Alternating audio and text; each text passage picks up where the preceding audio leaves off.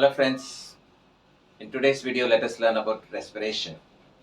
This is chapter 6 life processes for class 10 under that respiration. Okay, so before talking about respiration, what is breathing? Breathing is taking enough oxygen and sending out carbon dioxide. Okay, respiration is it is the breakdown of food materials. It's also known as oxidation or burning up of food materials so as to release energy. So when the food is broken down, energy is released. It happens in cellular level. Okay, that is respiration. So with that introduction, let me pass on to the pathway of breakdown of glucose. So there are three different pathways. Let me explain one by one. Okay. First, glucose. It is a 6-carbon compound. It is broken into pyruvic acid, which is a 3-carbon compound, and some amount of energy is released. It happens in cytoplasm. Okay, cyto means cytoplasm. Glucose 6-carbon compound is broken into 3-carbon pyruvic acid in cytoplasm. Okay. Now the first pathway is under anaerobic condition in the absence of air. Okay, it will take place in yeast. So here ethanol is formed.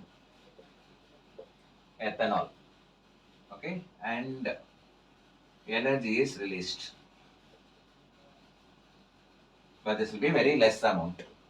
Okay, ethanol is the end product. Okay, happens in absence of oxygen. Okay, especially in yeast. So it's a fermentation process where ethanol is produced. This is one pathway. Okay, this is one pathway. Second pathway is, I'll erase and tell you. Again, it stands. Okay, glucose broken into pyruvic acid.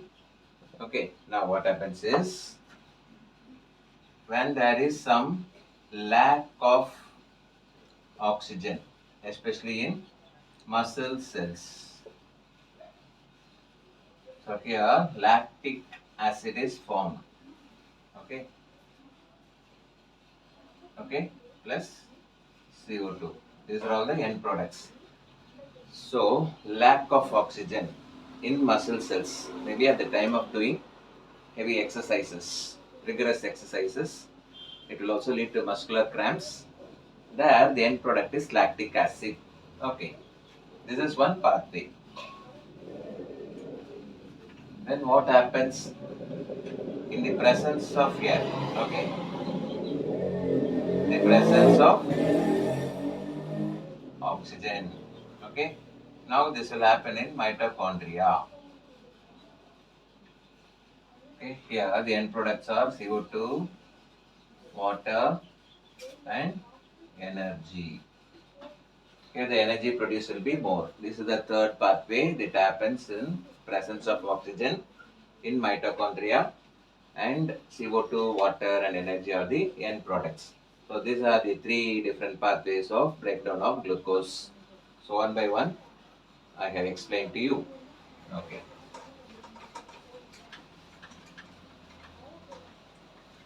Now difference between aerobic and anaerobic respiration. Aerobic. Okay. Aerobic respiration. So what will happen under aerobic respiration? Okay. First thing, presence of oxygen. So it happens in the presence of oxygen. Second, it takes place in mitochondria. Okay. Then third one, CO2 plus H2O are the end products. Okay. Fourth point, energy is released more. Okay.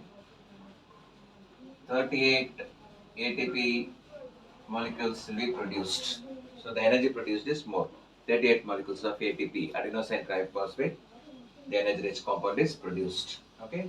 So in the aerobic respiration, presence of oxygen takes place in mitochondria. CO2 and H2 are end products. Energy released is more. That is 38 ATP. Now let us see what will happen in the anaerobic condition. Okay. So this is absence of O2. Okay, absence of oxygen.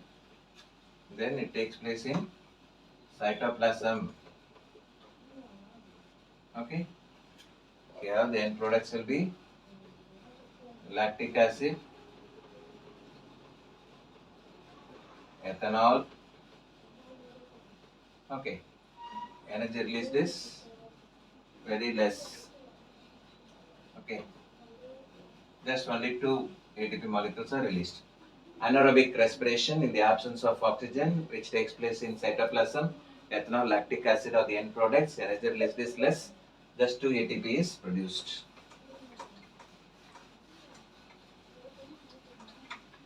Now quickly I'll just draw and tell you the structure of lungs.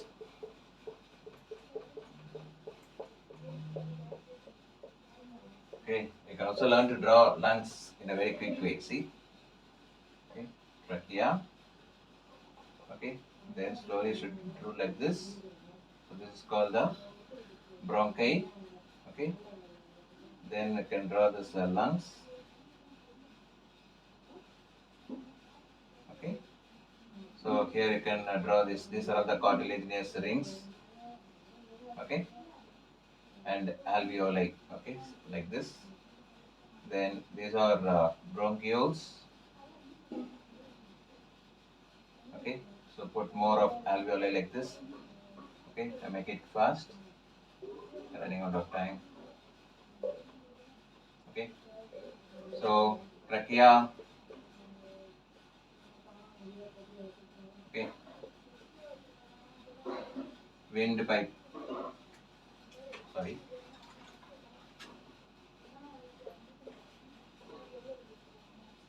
Trachea is called windpipe. So these are the cartilaginous rings. Okay, and this one is bronchi, and these are bronchioles. So these are alveoli called the air sacs. Okay, and this is the lung. Okay, so trachea is called windpipe. Trachea is surrounded by cartilaginous rings. These cartilaginous rings makes the windpipe to stand erect, otherwise the windpipe will collapse. Okay, it is bifurcated into 2 bronchi. The bronchi further divided into bronchioles. Okay, all these bronchioles will end up in alveoli.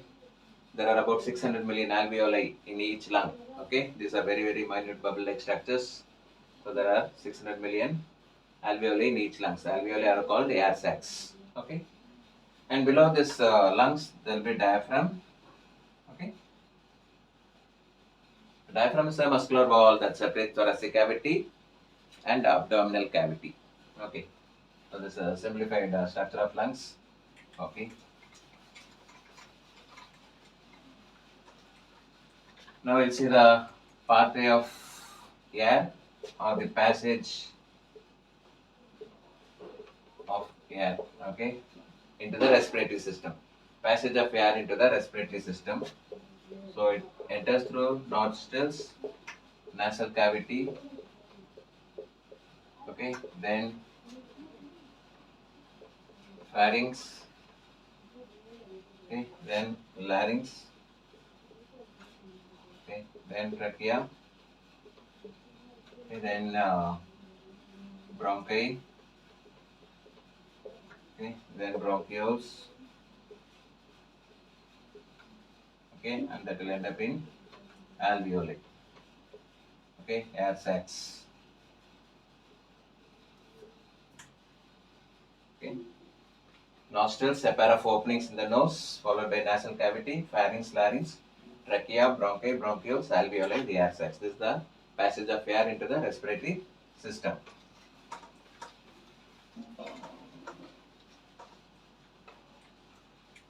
Next, let me tell you about the mechanism of respiration. Okay, mechanism of respiration. So first one is inhalation, and the next one is exhalation.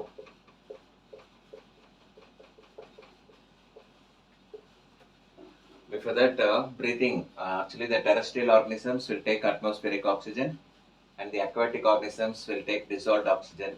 Hope you know that. That the respiratory pigment is called hemoglobin. Okay, the RBC, red blood cells, contain hemoglobin. Hemoglobin has great affinity towards oxygen, so that only the oxygen is carried by the hemoglobin throughout the body, and the blood becomes purified. These things you have to know. And the presence of cartilaginous rings in the trachea make the trachea to stand erect. Okay. Inhalation, exhalation, the points. First point, thoracic cavity expands.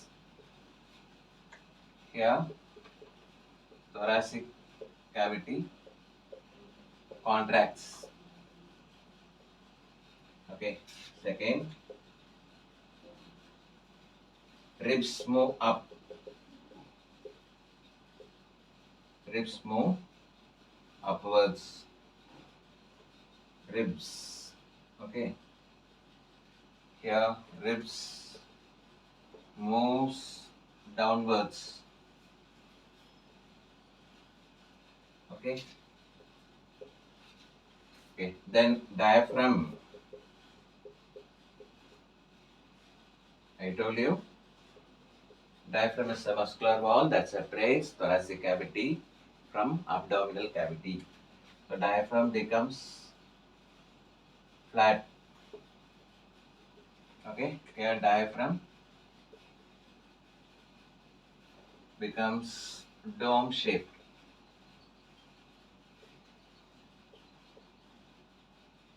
That means it gets elevated. Okay, it rises up.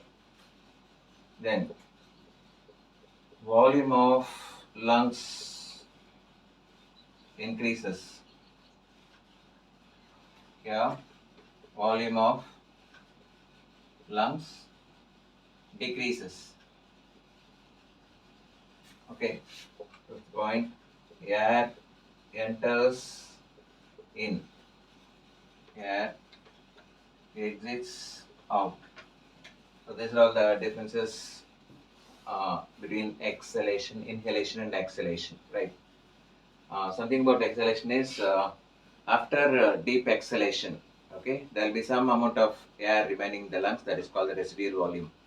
Okay, there is one question like that. What is residual volume? The remains of air in the lungs after maximum exhalation, that is called residual volume of lungs. Okay.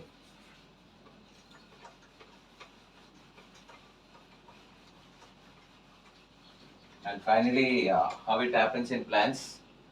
In plants, it's a very simple mechanism. Actually, it will happen through stomata present in the leaves, okay, and also through minute pores called lenticels present in the bark of the tree, okay, and also in the root surface areas. So by that, the gaseous exchange will happen. Okay, with that, we come to the end of today's video. Hope you like it. Kindly share and subscribe. Thank you.